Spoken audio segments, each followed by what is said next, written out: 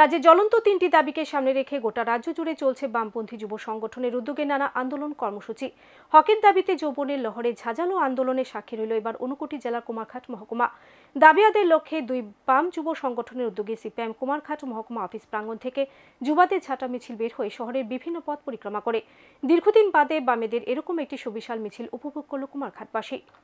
আমরা যুবক কাজ চাই, কাজ আমাদের দিতে হবে, এই স্লোগানে এবার কুমারঘাট উত্তাল আন্দোলন বিরোধী বাম যুব সংগঠনের কর্মসংস্থান, আইনের শাসন পুনঃপ্রতিষ্ঠা ও নেশা বিরুদ্ধে রাজ্যব্যাপী আন্দোলন কর্মসূচি চালিয়ে যাচ্ছে রাজ্যের বাম যুব সংগঠন।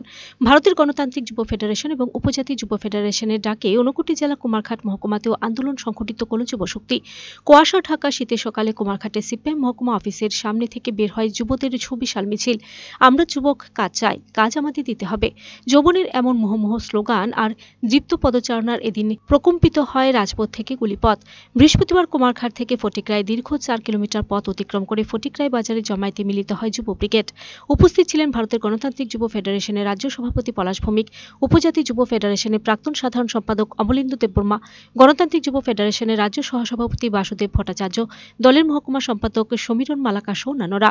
প্রতিক্রিয়া দিতে গিয়ে যুবনেতা পলাশ ভৌমিক অভিযোগ করেন, বিজেপি ক্ষমতায় বসার আগে কর্মসংস্থান নিয়ে রাজ্যের বেকারদের যে প্রতিশ্রুতি দিয়েছিল তা 7 বছরও পূরণ করতে পারেনি সরকার। রাজ্যের সরকারি দপ্তরগুলো ধুঁকছে কর্মী স্বল্পতায়। তিনি অভিযোগ করেন, যারা নেশামুক্ত ত্রিপুরা স্লোগান দিয়েছিল তারাই যুবদের আজ নেশার দিকে ধাবিত করছে।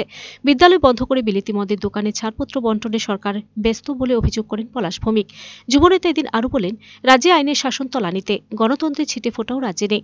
বিজেপি শাসনে বিরোধী দলের নেতা কর্মীদের পাশাপাশি চিকিৎসক থেকে পুলিশ এবং সরকারি আমলারাও আক্রান্ত হচ্ছেন দিকে দিকে। মানুষের বাক স্বাধীনতা নেই ত্রিপুরায়। বিজেপি মানুষের ভোটাধিকার কেড়ে নিচ্ছে বলে দিন অভিযোগ তুললেন গণতান্ত্রিক যুব ফেডারেশনের রাজ্য সভাপতি পলাশ ভৌমিক। গোটা রাজ্যে এই আন্দোলনের মধ্য দিয়ে কার্যত যেন নিজেদের অবস্থান তুলে ধরতে চাইছে রাজ্যের প্রধান বিরোধী দল।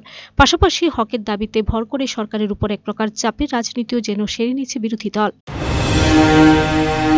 রাজ্যে আইনের শাসন ফিরিয়ে আনতে হবে। সরকার পরিবর্তনের পর রাজ্যে গণতন্ত্রের লেশমাত্র নেই, আইনের শাসন নেই। আমরা লক্ষ্য করছি যে অবাধে রাজ্যের বিভিন্ন প্রান্তে শুধুমাত্র বামপন্থী নেতা কর্মী সমর্থকরা আক্রান্ত হচ্ছেন, ঘটনা তা না।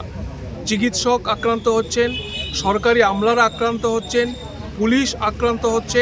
রাজ্যে একটা জঙ্গলের রাজত্ব কায়েম হয়েছে। মানুষের কথা বলার অধিকার নেই এবং মানুষের পবিত্র ভোট দেওয়ার যে অধিকার, এই অধিকার পর্যন্ত বিজেপি শাসনে হরণ করা হয়েছে।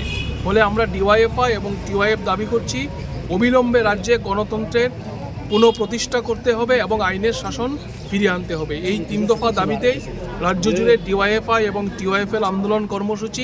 আগামী দিনে এই দাবিগুলো নিয়ে রাজ্যের আপামর জনগণকে সংগঠিত করে আরও তীব্র লড়াইয়ের পথে আমরা যাচ্ছি। Bureau report, search India TNN।